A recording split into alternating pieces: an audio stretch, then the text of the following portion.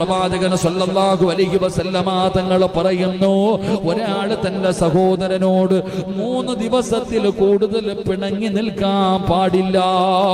എത്ര വലിയ പിണക്കമാണെങ്കിലും, എത്ര വലിയ പ്രശ്നമാണെങ്കിലും, എത്ര വലിയ വിഷയമാണെങ്കിലും, എടോ മനുഷ്യ, 3 ദിവസത്തിൽ കൂടുതൽ മറ്റൊരാളോട് പിണങ്ങല്ലേ, പിണങ്ങി നടക്കല്ലേ.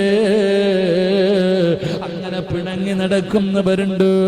3 ദിവസമല്ല, 30 ദിവസമല്ല, 3 കൊല്ലമല്ല, വർഷങ്ങളായിട്ട് പരസ്പരം പിണങ്ങി നടക്കുന്നവരുണ്ട്. നിസ്കരിക്കുന്നവരുണ്ട്, ഖുർആൻ ഓതുന്നവരുണ്ട്, സദഖ കൊടുക്കുന്നവരുണ്ട്, ദിക്ർ പറയുന്നവരുണ്ട്. പക്ഷേ കൂടപ്പറപ്പിനോട് മിണ്ടുകയില്ല, അയൽവാസിയോട് മിണ്ടുകയില്ല. നിന്റെ നന്മ അല്ലാഹുവിന് വേണ്ട.